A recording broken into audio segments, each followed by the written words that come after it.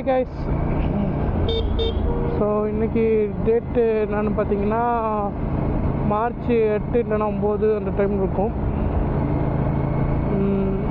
So இப்போ நம்ம வந்து ஃபஸ்ட் சர்வீஸ்க்காக வண்டி எடுத்துகிட்டு போயிட்டுருக்கோம். நம்ம வண்டி எடுத்தது February 28. ஸோ 10 days இருக்கும் வண்டி எடுத்து. நம்ம ஓட்டியாச்சு ஆல்ரெடி 1200 வந்துட்டு இன்டர்வலு ஃபஸ்ட் சர்வீஸ்க்கு. நம்ம ஆல்ரெடி ஒரு 980 கிட்ட ஓட்டிட்டோம். ஸோ அதான் சர்வீஸ் விட்டுறலாம் அப்படின்னு சொல்லிட்டு எடுத்துகிட்டு போயிட்டுருக்கேன். இன்றைக்கி வேறு காலைல பசிச்சுன்னு சாப்பிட போனால் அந்த கேஸு பிரச்சனை போயிட்டுருக்குல்ல, அதனால் ஹோட்டல்லலாம் தோசையே கிடைக்கல, வெறும் இட்லி தான் கிடச்சிச்சு. சரி அதையே சாப்பிட்டுட்டு போயிட்டு இருக்கேன். இப்போ டைம் பார்த்திங்கன்னா ஒரு 8:45 இருக்கும். கொஞ்சம் சீக்கிரமாகவே நம்ம ஷோரூம் வந்து 9:30 ஓப்பனு. அப்பாயின்மெண்ட் போட்டாச்சு. இன்றைக்கி ஃப்ரைடே, ஸோ மார்னிங் விட்டா ஈவினிங் கொடுத்துருவாங்க. பட்டு சாட்டர்டே நாளைக்கு விட்றேன் அப்படின்னு கேட்டேன். நாளைக்கு விட்டால் திங்கக்கிழமை தான் தருவாங்களாம். அதனால் நான் இன்றைக்கே வந்து விட்டுட்டு ஈவினிங்காக நான் வண்டி எடுத்துக்கிறேன் அப்படின்ட்டேன். ஓகேன்ட்டாங்க. ஸோ அதனால் கொஞ்சம் வெயில் வரத்துக்கு முன்னாடியே கொஞ்சம் சீக்கிரமாகவே போயிடலாம் அப்படின்னு சொல்லிட்டு கிளம்பிட்டேன், போய்கிட்டு இருக்கேன்.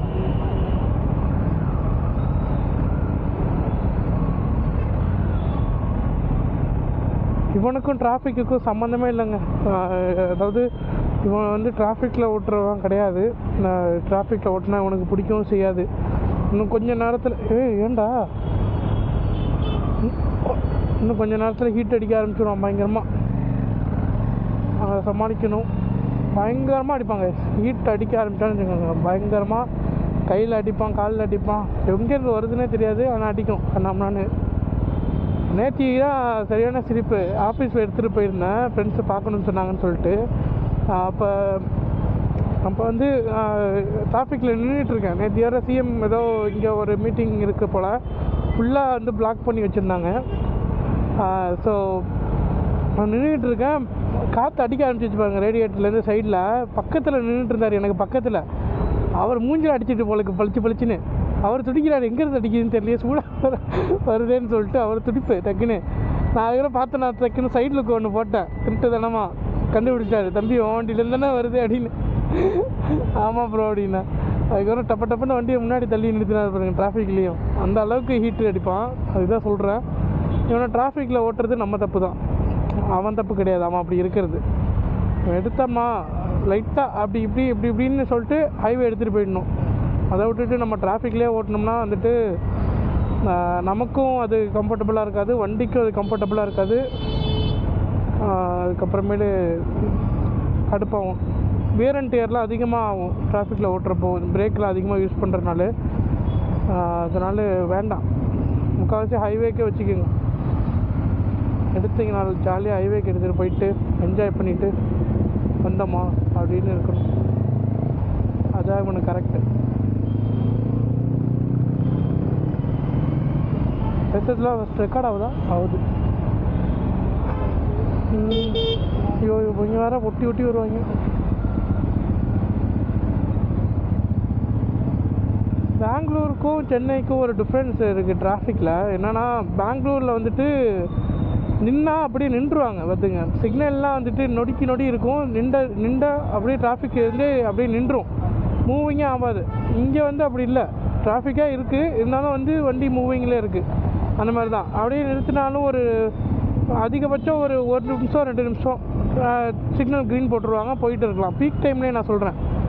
இதே பெங்களூர்னு வச்சுங்க, நின்னா நிற்க வேண்டியதுதான். ஒரு 10 நிமிஷம் 15 நிமிஷமாச்சும் ஆகுன்ற மாதிரி. சிக்னலில் போட்டால் ஒரு 5 நிமிஷம் ஆகும். அதே டிராஃபிக்கில் நிற்கிறதே வந்துட்டு தனியாக ஒரு இந்த ஆரம்பிச்சிட்டா ஃபேனு குப்புன்னு கையில் அடிக்குது. சிக்னலில் நிற்கிறதே வந்துட்டு டிராஃபிக் ஸ்லோ டவுன் பண்ணுறதே வந்து உங்களுக்கு அப்படியே ஸ்டாக்னேட் ஆகிடும். இங்கே ஒரு மாதிரி மூவிங் டிராஃபிக்காக இருக்குது. ஆனால் வந்துட்டு டிரைவிங்கில் வந்துட்டு அங்கே வந்துட்டு கொஞ்சம் என்ன சொல்கிறது, கொஞ்சம் பார்த்து தான் ட்ரைவ் பண்ணுவாங்க. அங்கே கொஞ்சம் கேர்ஃபுல்லாக தான் இருப்பாங்க. ஆனால் இங்கே அப்படி இல்லை கைஸ். கைக்கு நடுவில் போடுறாங்க, காலுக்கு நடுவில் போடுறாங்க, கேப்பு கிடச்சா போடுறாங்க. அந்த மாதிரி ரொம்ப கேர்ஃபுல்லாக ஓட்ட வேண்டியதாக இருக்குது இங்கே டிராஃபிக்கில். நான் இப்போ தான் சென்னை நான் வந்து பெங்களூர் ரொம்ப நாள், கிட்டத்தட்ட 5 years மேலே இருந்துட்டு இப்போ தான் சென்னை வரேன். சென்னையில் நான் அதிகமாகலாம் வண்டியில் ஓட்டினதில்லை. அந்த கண்ணாடியில் பாருங்கள், ஆட்டோ கண்ணாடி செம்மையாக இருக்கா.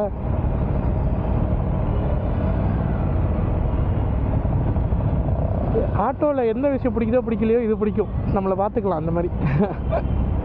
நல்லா இருக்குல்ல பார்க்குறப்போ. இந்த கலர் ஒரு மாதிரி செமையாக இருக்குது வெயிலில் இந்த மாதிரி ரோட்டிலலாம் பார்க்குறப்ப.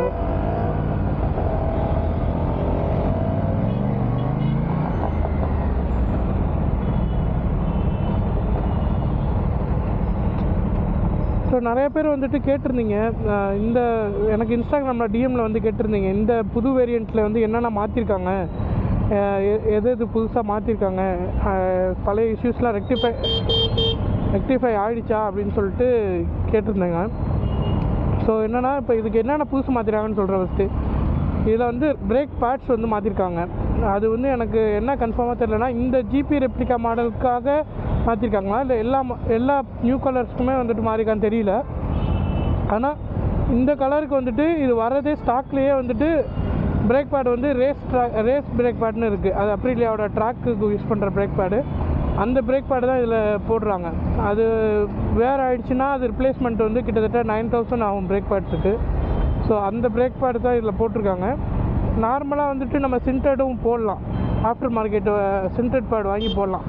ஆனால் இதுக்கு முன்னாடி உள்ள வேரியண்ட்ஸில் என்ன கொடுத்துட்டு இருந்தாங்கன்னா ஆர்கானிக் பேட்ஸ் கொடுத்துட்டு இருந்தாங்க. அது அந்தளவுக்கு எஃபெக்டிவாக பிரேக்கிங் இல்லை போல். அதான் நிறையா பேர் இஷ்யூஸ் சொல்லிட்டு இருந்தாங்க. எனக்கு தெரியல, நான் ஏன்னா அந்த பிரேக்கிங்கில் ஓட்டினதில்லை. ஸோ இப்போ வந்துட்டு ரேஸ் பிரேக் பேட் கொடுக்குறாங்க. இன்னொன்று என்ன அப்படின்னா, குயிக் ஷிஃப்டர் வந்து இப்போ இந்த ஜிபி ரெப்ளிகா வேரியண்ட்டில் இன்பில்ட்டாகவே வந்துடும். பை ஸ்டாக் ஃபேக்டரியிலேயே போட்டே வந்துடும் குயிக் ஷிஃப்ட்ரு. நம்ம வந்து தனியாக எக்ஸ்ட்ரா பே பண்ண தேவையில்ல. ஆனால் நார்மல் வேரியண்ட்ஸை விட இந்த கலர் வந்துட்டு 15,000 அதிகம். இதே வந்துட்டு நீங்கள் நார்மல் கலர் வாங்கிட்டு குயிக் ஷிஃப்ட் தனியாக போட்டிங்கன்னா 28,000 கிட்ட ஆகும் குயிக் ஷிஃப்டரோட காஸ்ட்டு மட்டும். ஸோ அது ஒன்று. இன்னொன்று வந்துட்டு இந்த அட்ஜஸ்டபிள் பிரேக் லிவர், இந்த லிவர் மட்டும், கிளச்சு கிடையாது, பிரேக் லிவர் மட்டும்.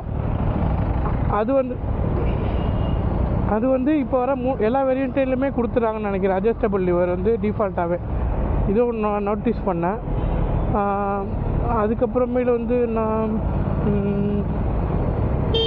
வேறு எதுவும் மேஜர் சேஞ்சஸ் மாதிரி எனக்கு தெரில. இதுதான். அப்புறம் அந்த டென்ஷனர்னு ஒன்று இருக்குது இன்ஜினில். அது வந்துட்டு ஃபஸ்ட்டு ரிலீஸ் பண்ண வேரியண்ட்ஸுக்கெலாம் கால் ஃபார் பண்ணி திரும்பி அதை ரிப்ளேஸ்மெண்ட் பண்ணி கொடுத்தாங்க. இப்போ வந்து பை டிஃபால்ட்டாகவே அந்த டென்ஷனர் வந்து அந்த புது யூனிட்டு தான் போட்டே வருது ஃபேக்ட்ரியிலேயே. அது ஏதோ முன்னாடி இஷ்யூஸ் வந்துட்டு இருந்துச்சு போல் பழைய வேரியண்ட்ஸ்லாம். அது வாரண்ட்டி கிளைம் பண்ணுறது, அந்த ஹெட்டுலேருந்து சத்தம் வருதுலாம் சொல்லி நிறையா வாரண்ட்டி கிளைமிங்லாம் போயிட்டு இருந்துச்சு. ஸோ அது வந்து இப்போ மாற்றி அது வருது. So tensioner, break liver, quick shifter only for this one and break bats. இதுதான் வந்துட்டு எனக்கு தெரிஞ்ச மேஜர் டிஃப்ரென்சஸ் இந்த நியூ வேரியண்ட்ஸில். மற்றபடி எனக்கு பெருசாலாம் தெரியாது. மூவிங்கில் இருந்தால் ஹீட்டு தெரியாது, அதுவே கூல் டவுன் ஆகிடுது. டக்குன்னு ஹீட் ஆகுது, ஆனால் கூல் டவுன் ஆகிடுது மூவிங்கில் தெரியவே இல்லை ஹீட்டு சுத்தமாக. ஆனால் வந்துட்டு நின்றுட்டோம்னு வச்சுக்கோங்களேன், அடிக்குது கண்ணாம்னான்னு.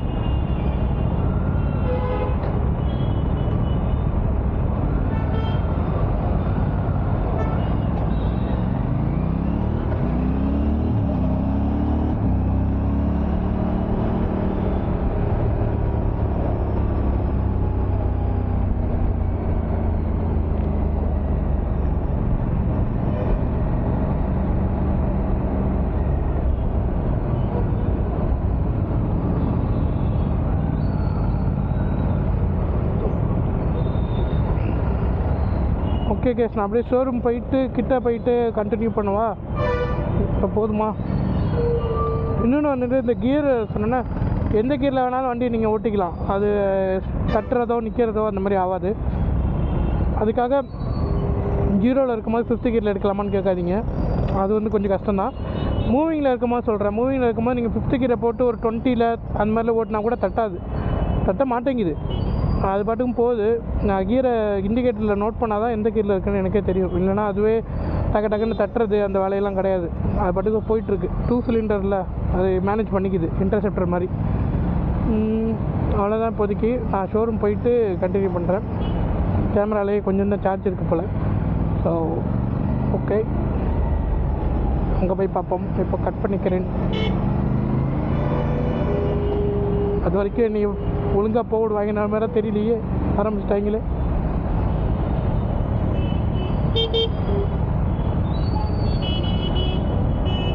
இப்போயே இப்படி இருக்கே, திரும்பி வரும்போது ஊபர் போட்டு வந்துடுவேன். இருந்தாலும் பயமாக இருக்கே. இப்போ வந்து டிராஃபிக்கில் ஓட்டுறதுக்கு எனக்கு பிடிக்காது காய். இதே ஹிமாலயனாக இருந்துச்சுன்னு வச்சுக்கோங்க, அதே 411 இருக்குல்ல, அதில் தான் நான் ஆஃபீஸ் போகிறதுலாம். அது இருந்துச்சுன்னா தட்டி எறிஞ்சிடலாம். சூப்பராக இருக்கும் டிராஃபிக்கில் ஓட்டுறதுக்கு. கட்டெல்லாம் அப்படி தான் அடிக்கலாம். அதில் ப்ரிசைஸாக பட்ட அவன் மட்டும் போயிட்டே இருப்பான். இவன்றனால நம்ம பார்த்து ஓட்ட வேண்டியதாக இருக்குது. அதுன்னு வச்சுக்கோங்க, என்னால் பூந்து தட்டுன்னு தட்டியிருப்பான் டிராஃபிக்கில். இந்த வண்டி புக் பண்ண போகும்போதெல்லாம் வண்டி நம்பர் நல்லா இருக்கல, 13. இந்த வண்டி புக் பண்ண போகிறப்பெல்லாம் ஹிமாலயனில் தான் போனேன். என் ஆஃபீஸ்லேருந்து 18 கிலோமீட்ரு, கிட்டத்தட்ட 18 மினிட்ஸில் போனோம். அந்த மாதிரி, அதுவும் பீக் ஹவர்ஸில் மதியம் 2 to 3 அந்த டைமில் போனோம். அந்த பிரித்து எரிஞ்சிட்டான் ஹிமாலயன். கேம் மாதிரி இருந்துச்சு அன்றைக்கி வண்டி ஓட்டுறப்போ. ஆனால் இது வந்து பார்த்து தான் நம்ம ஓட்டணும். ஃபஸ்ட் சர்வீஸ்க்கு தான் எடுத்துகிட்டு போகிறோம்.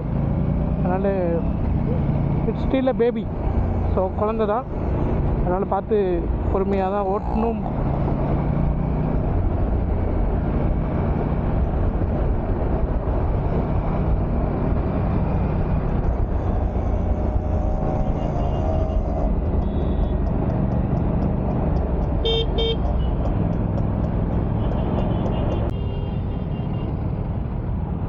வந்தாச்சு ஷோரூமு. சரியான டிராஃபிக்கு. ஏதோ சந்து பந்துலலாம் பூந்து வந்தாச்சு. ஆனால் ஷோரூம் இன்னும் ஓப்பன் ஆகலைன்னு தான் நினைக்கிறேன்.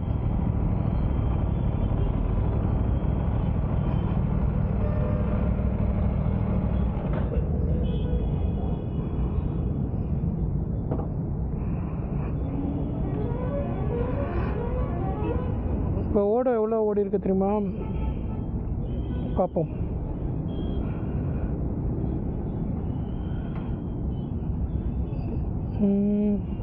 கரெக்டாக 999.1 ஓடோ, சாரி 1016 அதான் ஓடி இருக்கு.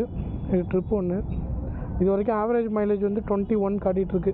ஹைவே சிட்டி எல்லாம் சேர்த்து ஓப்பனில் தான் இருக்குது ஷோரூம். வாங்க உள்ளே போகலாம்.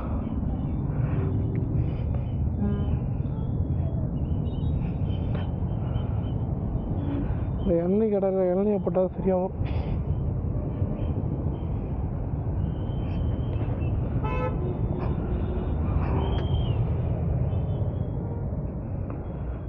ப்ரோ சர்வீஸ் விடணும்.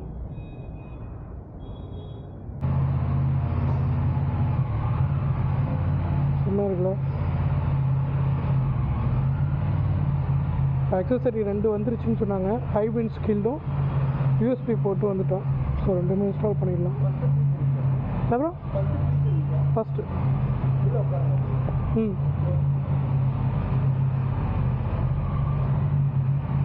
ஓகே, சர்வீஸ் விட்டுட்டு என்ன சொன்னாங்கன்னு சொல்கிறேன். ஒரு வழியாக வந்தாச்சு சர்வீஸ் விட்டுட்டு. இந்த வைசரு, இந்த வைசரை கழட்டி கையோடு எடுத்து வந்துட்டேன். ஏன்னா லாங் வைசர் ஆர்டர் போட்டிருந்தோம், அது வந்துருச்சு. ஸோ அதை ஃபிட் பண்ணிடுவாங்க. ஸோ ஈவினிங் வந்துட்டு இதை கையில் தூக்கிட்டு அலைன்மெண்ட் சொல்லிட்டு இப்போ எடுத்துகிட்டு வந்துட்டேன். ஆட்டோ புக் பண்ணி வரத்துக்குள்ளேயேப்பா போதுன்னு ஆச்சு. ஒரு ஆட்டோ கூட கிடைச்ச ஆட்டோ எல்லாமே அதிகமாக கேட்டாங்க. ஏன்னா அந்த ஃபியூவல் இது ஒன்று பண்ணாங்களா டிமாண்டு, அவங்களே போயிட்டு நிறையா பேர் ரீஃபில் பண்ணனால எந்த இடத்துலையுமே எல்பிஜி கிடைக்கல போல். எல்பிஜி வந்துட்டு இங்கே உள்ள ஓடுற ஆட்டோவில் முக்காசி எல்லாமே எல்பிஜியில் தானே ஓடுது, அது கிடைக்கல போல். அதோட ரேட் ரொம்ப அதிகமாகிடுச்சின்னு சொல்லிட்டு 400 கேட்டாங்க 20 கிலோமீட்டர்ஸுக்கு. நார்மலாக 350 ரூபா கேட்பேன். இப்போ 400 விடணும் ஃபஸ்ட்டு புக் பண்ணவங்க கேட்டாங்க. 400 தர முடியாதுன்னு சொல்லிட்டேன். கொடுத்துட்டு வந்திருக்கணும், அதான் நான் பண்ண தப்பு. ஆனால் அதுக்கப்புறம் புக் பண்ணுவாங்களாம் 500 600 கேட்க ஆரம்பிச்சிட்டாங்க. என்னடா இது அப்படின்னு சொல்லிட்டு அப்புறம் 2-3 பேர் கேன்சல் பண்ணி அதுக்கப்புறமேலே ஒரு அண்ணா வந்துட்டு 350 ரூபா ஓகே அப்படின்னாங்க. என்னடா இதுன்னு சொல்லிட்டு சரி ஓகே அப்படின்னு சொல்லிட்டு ஏறிட்டேன். அப்புறமேல் ஏறி வந்துக்கிட்டு இருந்தால் பாதி வழியில் தான் வந்து அவங்க ஒரு பங்காக பார்த்துட்டு வந்தாங்க. எல்பிஜி இருக்கான்னு எல்லா இடத்துலையும் அவுட் ஆஃப் ஸ்டாக்குன்னு போட்டுகிட்டே இருந்துச்சு. ஒரு இடத்துல ஆட்டோவும் நின்று போயிடுச்சு.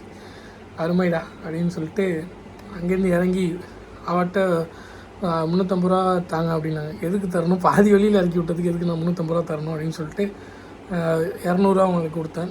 ஒரு 10 கிலோமீட்டர் வந்திருப்பேன். ஸோ 200 ரூபா கொடுத்தேன். அதுக்கப்புறம் இன்னொரு ஆட்டோவை புக் பண்ணால் மறுபடியும் முதல்ல இருந்து 350 ரூபா வேணும். போங்கடான்னு சொல்லிட்டு அப்புறம் பேசி ஒரு வழியாக 300 ரூபாய்க்கு 10 கிலோமீட்டருக்கு 300 ரூபாய்க்கு பேசி எவ்வளோ ஆச்சு, அங்கே ஒரு 200, இது ஒரு 300, 500 ரூபா கிட்டத்தட்ட ஆச்சு. அங்கேருந்து வந்து இப்போ தான் ரூமுக்கு வரேன். இப்போ வந்து திரும்பி ஈவினிங் போகிறதுக்கும் இதே பிரச்சனை இருக்குன்னு நினைக்கிறேன். ஈவினிங் பேசாமல் கேப் புக் பண்ணி போயிடலான்னு பார்க்குறேன் இந்த இதுக்கு. அதுக்கு என்ன கதைன்னு தெரில. ஏன்னா கேபும் சில கேபு எல்பிஜியில் ஓடுறது வேறு ஓடிட்டுருக்கு. பார்ப்போம் அது எப்படின்னு. ஈவினிங் போய் பிக்கப் எடுக்கிறப்போ அது உள்ளது. இப்போ தான் ரூமுக்கு வந்தேன்.